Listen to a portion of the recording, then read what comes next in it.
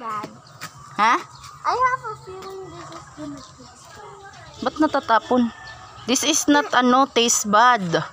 Okay. So 1 peso per one. Kuha ka pa nga isang upuan mo. Ayun mo, o yung blue.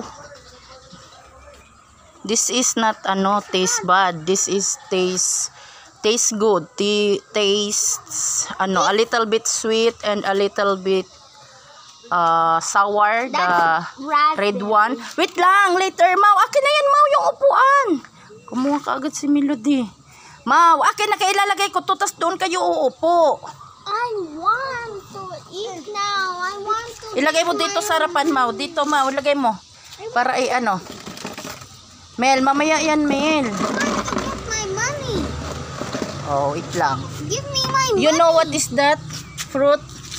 You have any idea? Raspberry? I don't know. Raspberry daw. That's not raspberry. Taste what? Tastes like grape. Taste like grapes?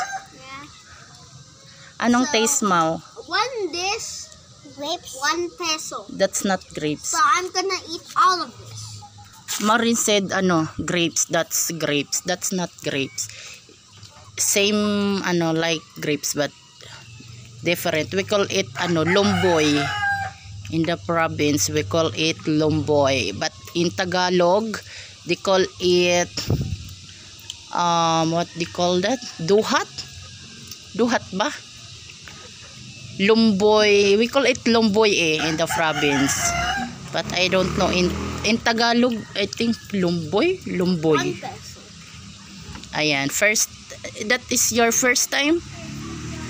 Yeah, I think so. No, it's not my first time. This is my first peso. No, it's your first time to eat lomboy. Maureen's first time. First That's time my to eat first time lomboy. also. Oh, it's your first time also? And also Melody's. Hindi alam ni Melody kainin. Kinakagat niya pati yung Wag mong kagatin yung Mel. Yung, tawag doon, boto kay mapakla. Nagmukbang sila ng lomboy or duhat ba to? Duhat? What we call it in Tagalog?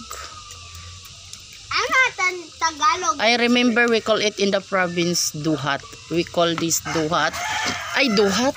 Lomboy. We call it lomboy. In Tagalog, duhat. But I'm not sure if mapakla siya. Mapakla pero matamis.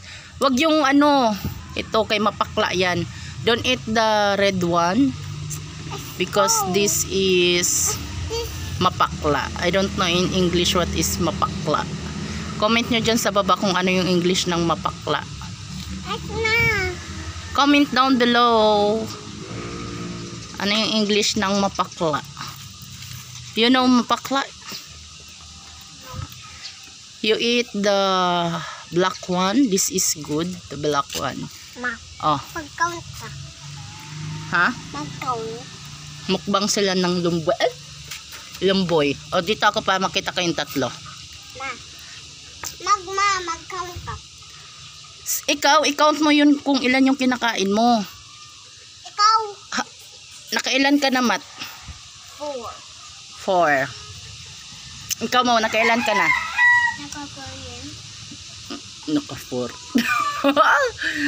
She only eat 1. I think that is the third one. Ito yung minumukbang namin, Lomboy. Ayan, mapakla. Masarap to pag may asin. This is good also when you put a little bit salt. First time nila. First time magmukbang ng duhat. Ay, duhat. Duhat man ako ng duhat. Ito yung minumukbang nila. Ayan. Wait lang. Let me see this one. I will show them. Ayan. Yeah. That is lumboy. What's wrong In Ilocano, they call it lumboy also. Yun ako. Yun. Oo. They call it lumboy also. And in Visayas, they call it lumboy. We call it lumboy also. In Tagalog, duhat ba to sa Tagalog? I'm not sure if they call it ano, duhat in Tagalog. Ate Pam. Hmm? Ano? Ayun nga. Kain ko. Kain. Masarap, Mau? Sa born na. Ha? 1, 2, 3, 4. Nakaabat na si Maureen. Let's try 7. Let's try with salt. 7 pesos, 7 years old. Yeah. 7 years old. Kuya Matthew, 7 years old already. Let's try with with salt. We put a little bit of salt. Oh, magbabay muna kayo. Kuha tayo ng salt. Bye-bye. You don't like with salt? No, I don't taste it yet. You don't taste it yet. You already eat 7. Oh, sarap. Oo, sarap. Kina. Kuha muna tayo ng asin. Babay ka, Mau.